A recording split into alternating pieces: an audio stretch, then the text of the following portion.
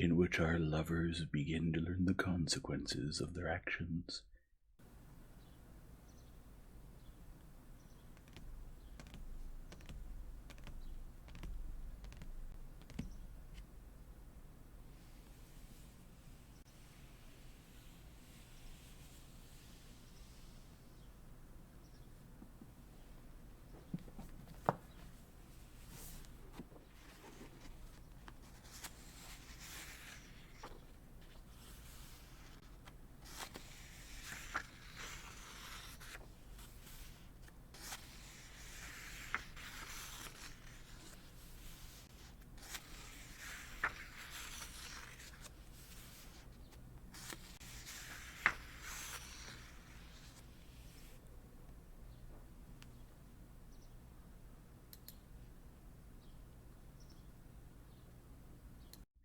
Chapter 19.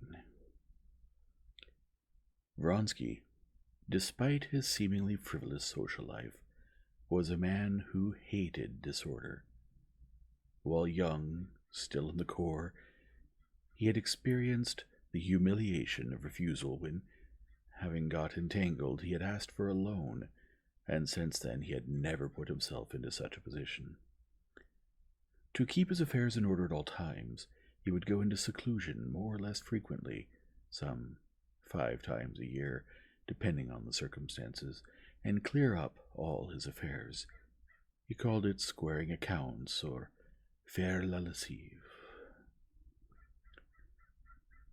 Waking up late the day after the races, Vronsky put on his uniform jacket without shaving or bathing, and laying out money, bills, and letters on the table, set to work.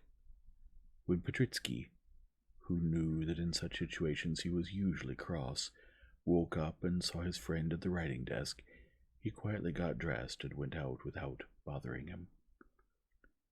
Every man, knowing to the smallest detail all the complexity of the conditions surrounding him, involuntarily assumes that the complexity of these conditions and the difficulty of comprehending them are only his personal, accidental peculiarity, and never thinks that others are surrounded by the same complexity as he is. So it seemed to Vronsky, and he thought, not without inner pride and not groundlessly, that anyone else would long ago have become entangled and been forced to act badly if he had found himself in such difficult circumstances. Yet he felt that to avoid getting entangled he had to do the accounts and clear up his situation there and then. The first thing Vronsky attacked, being the easiest, was money matters. Having written out in his small handwriting on a sheet of notepaper everything he owed, he added it all up and discovered that he owed 17,000 and some hundreds, which he dismissed for the sake of clarity. Then he counted up his cash and bank book and discovered that he had 1,800 left, with no prospect of getting more before the new year. Rereading the list of his debts, Vronsky wrote it out again, dividing it into 3 categories. To the first category belonged debts that had to be paid at once, or in any case for which he had to have ready cash, to be paid on demand without a moment's delay.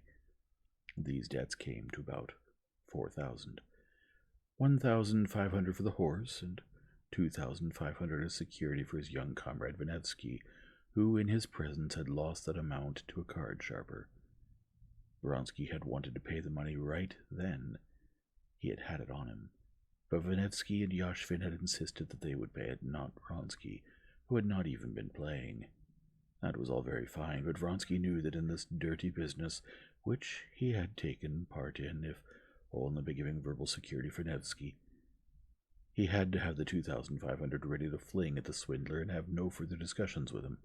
And so, for this first and most important category, he had to have 4,000. In the second category of 8,000, there were less important debts. These were mostly debts to the racing stables, to the oats and hay supplier, to the Englishman, the saddler, and so on. Of these debts he had to pay off some 2,000 in order to be perfectly at ease. The last category of debts, to shops, hotels, the tailor, were of the sort not worth thinking about. Therefore he needed at least 6,000 and had only 1,800 for current expenses. For a man with an income of 100,000, as everyone evaluated Vronsky's fortune, such debts, it would seem, could not be burdensome. But the thing was that he was far from having 100,000. His father's enormous fortune, which alone had brought an annual income of 200,000, had not been divided between the two brothers. At the time when the older brother, having a heap of debts, married Princess Varya Chirkov, the daughter of a Decembrist, with no fortune at all, Alexei had given up to his older brother all the income from his father's estates, reserving for himself only 25,000 a year. Alexei had told his brother then that this money would suffice him until he married, which most likely would never happen. And his brother, commander of one of the most expensive regiments and recently married, could not but accept the gift. On top of the reserved 25,000, his mother, who had her own fortune, gave Alexei some 20,000 or more, and Alexei spent it all. Lately, having quarreled with him over his liaison and his leaving Moscow, she had stopped sending him the money. As a result, Vronsky, who was used to living on 45,000 a year, and that year had received only 25, now found himself in difficulties. He could not ask his mother for money in order to get out of these difficulties.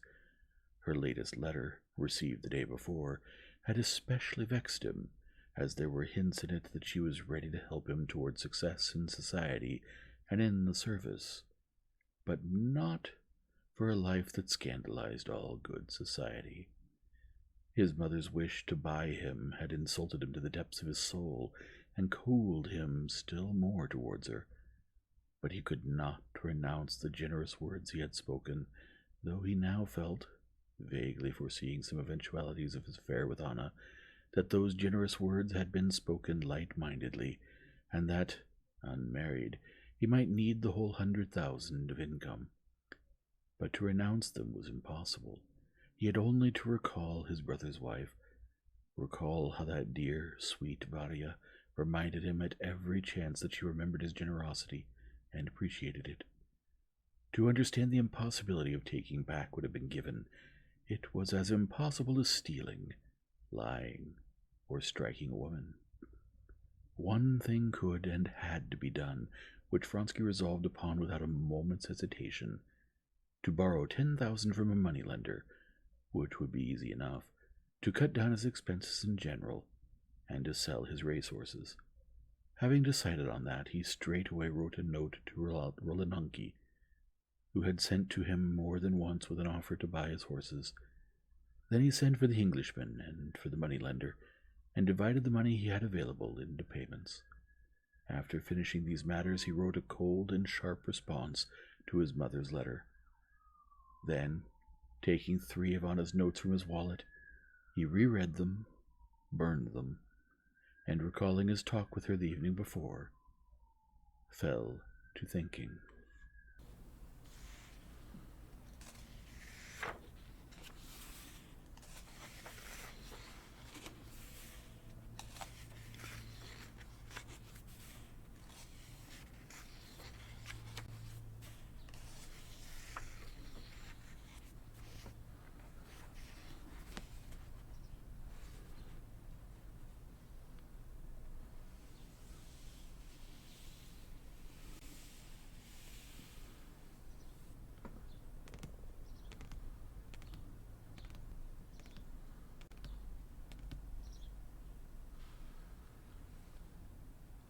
If you enjoy this format, please leave a like and subscribe, and return tomorrow for the next chapter.